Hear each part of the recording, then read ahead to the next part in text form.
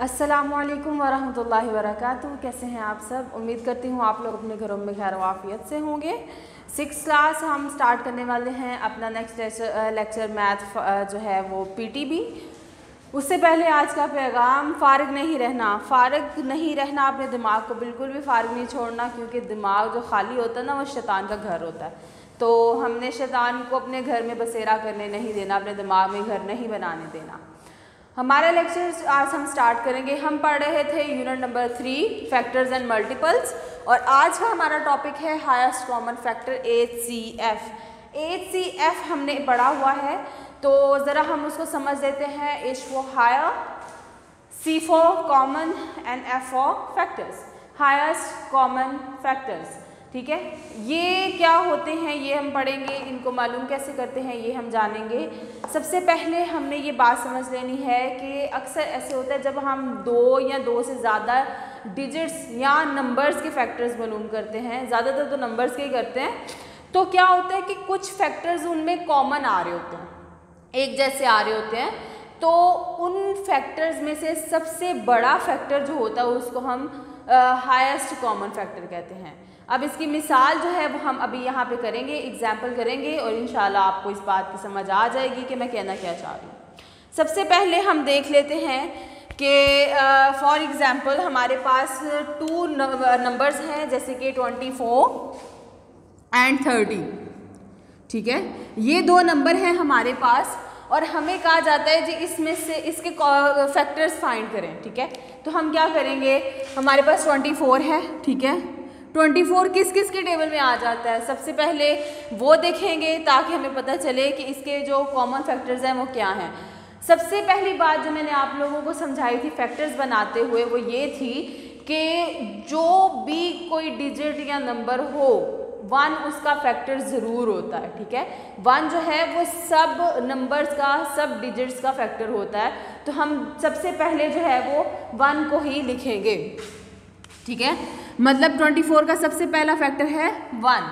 उसके बाद ये 2 के टेबल में आता है। ठीक है, उसके बाद ये 3 के टेबल में भी आ जाता है, फिर 4 के टेबल में आता है, 5 के टेबल में ये नहीं आएगा क्योंकि इसके एंड पे ना तो 0 है ना 5 है। ठीक है, आगे 6 4 सा, और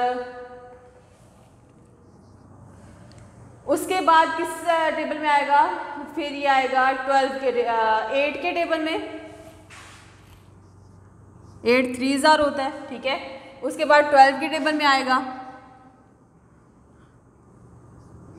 और लास्टली ये 24 के टेबल में आएगा। अब ज़रा इसको ज़रा बेटा गौर से चेक करें। जब हम फैक्टर्स बनाते हैं ना ऐसे, तो हम उसी टाइम चेक भी कर सकते हैं कि हमने फैक्टर्स सही बनाया है कि नहीं। ठीक है, वो कैसे, ज़रा गौर कीजिएगा।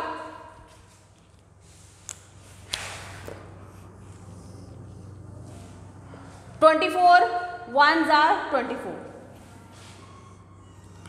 12 2s are 24, 3 8s are 24, and last पे 4 6 are 24। ठीक है, इसी तरह हम जो हैं वो बाकी फैक्टर्स भी चेक कर सकते हैं। अगर आपका कोई एक इस तरह जोड़ बनाने से 24 नहीं आता, तो आपको पता चल जाएगा कि हमने इसमें से कोई एक फैक्टर छोड़ दिया है, या फिर हमने इसके अंदर कोई ऐसा फैक्टर ऐड कर दिया जो इसका फैक्टर नहीं था। ठीक है, ये हमने पता किया है। नेक्स्ट हम नंबर ले लेते हैं 30। तो 30 के फैक्टर्स बनाएंगे हम। ठीक है, सबसे पहले इसका फैक्टर जो है वो 1 है। मैंने आपको बताया है 1 हर किसी का फैक्टर होता है। फिर 2 भी है, 3 भी है।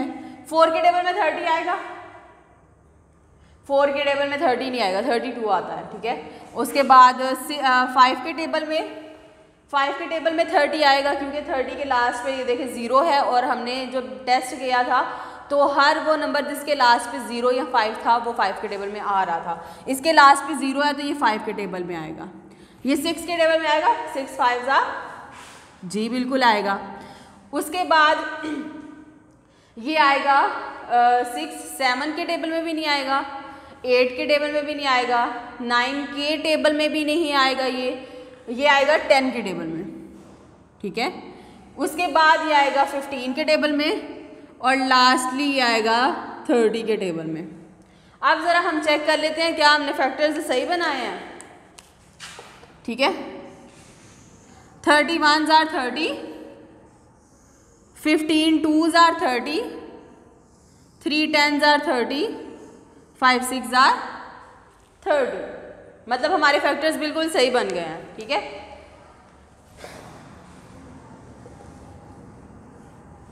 तो हम ज़रा अब इसके जो कॉमन फैक्टर्स हैं उनको मैच कर लेते हैं ताकि हम पता लगा सकें कि इनमें ऐसा कौन सा फैक्टर है जो कॉमन है और वो सबसे हाई है। ठीक है, जैसे कि अब देखें 1 दोनों में कॉमन है।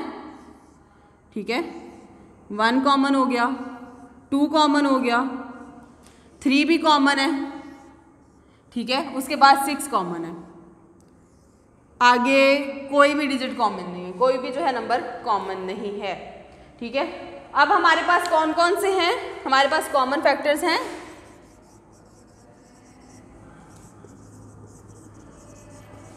1 2 3 एंड 6। अब इनमें हमने चेक करना है इनमें हाईएस्ट कौन सा है। ठीक है, इनमें सबसे हाई जो है वो हमारा है 6। ठीक है, सबसे बड़ा जो है वो हमारा 6 है जो इन दोनों में कॉमन है। तो हम लिख देंगे यहाँ पे highest common factor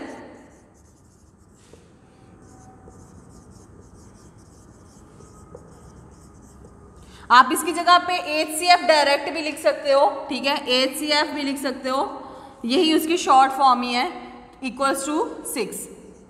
this is the answer of this question. ये है हाईएस्ट कॉमन फैक्टर की एक छोटी सी मिसाल। ठीक है, कि ये कॉमन फैक्टर्स जो हैं वो हम कैसे बनाएंगे। उसके बाद मैंने आपको बताया कि कॉमन फैक्टर्स को चेक कैसे करेंगे कि क्या हमने फैक्टर्स सही बनाए हैं कि नहीं बनाए हैं। वो इस तरह से था, फर्स्ट लास्ट। ठीक है, फर्स्ट से और लास्ट से एक एक नंबर लेके उसको जो है वो मल्टीप्लाई करके देखें क्या हमारे पास दोबारा वही नंबर आ रहा है कि नहीं आ रहा है। ठीक है, अगर तो आ जाता तो ठीक है, और अगर नहीं तो हमने कोई ना कोई उसमें मिस किया होगा या फिर हमने उसमें कोई ना कोई जो है वो एक्स्ट्रा ऐड कर दिया होगा जिसकी वजह से हमारे फैक्टर्स जो हैं वो सही आंसर नहीं दे रहे। उसके बाद हमने इसके जो है वो जो कॉमन फैक्टर्स हैं उनको मैच कर दिया है। ठीक है, और फिर देखा कि इसके कॉमन फैक्टर्स कौन कौन से थे वो हमने लिख लिए, और लास्टली हमने बता दिया कि इनमें सबसे हाईएस्ट कौन सा है, मतलब सबसे बड़ा कौन सा है, तो वो हमने लिख दिया जो कि इसका HCF था। ये था HCF मालूम करना, और ये जो है वो मैंने आपको छोटा सा कॉन्सेप्ट दिया है कि HCF होता क्या है और हम इसको किस तरह फाइंड करते हैं। उसके बाद अब हम कल जो है वो मज़ीद आगे पढ़ेंगे, उसमें आपका आ जाएगा प्राइम फैक्टर मेथड हो जाएगा, HCF मालूम करने के तरीके आ जाएंगे। ठीक है, और उसमें जो है वो हम प्राइम फैक्टर मेथड पढ़ेंगे, डिवीजन मेथड पढ़ेंगे। ठीक है, वो आहिस्ता आहिस्ता इंशाल्लाह उसका जब हम मज़ीद आगे बढ़ेंगे तो आपको और ज़्यादा समझ आने की आएगी।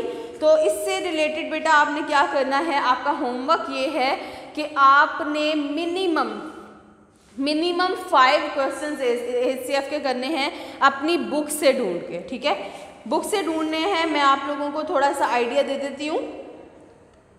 पेज नंबर 36 पे एक्सरसाइज नंबर 3.4 है। तो इसमें आपने क्या करना है कि क्वेश्चन नंबर 1 और 2 ये दोनों जो हैं ये इसी के रिलेट हैं, तो आपने इनको करना है। ये आप अपना होमवर्क जो है नोट कर लें। पेज नंबर 36 क्वेश्चन नंबर 1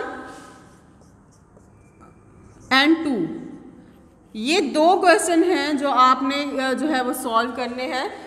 करना इसमें कुछ भी नहीं है, सिर्फ और सिर्फ कॉमन फैक्टर्स निकालने हैं और उसको खुद चेक कर लीजिएगा कि आपके फैक्टर्स सही निकले हैं कि नहीं निकले हैं। उसके बाद आपने उसके हाईएस्ट कॉमन फैक्टर फाइंड करने हैं। यही आप लोगों का होमवर्क है, इसको करिएगा ज़रूर बेटा, लापरवाही बिल्कुल मत कीजिएगा।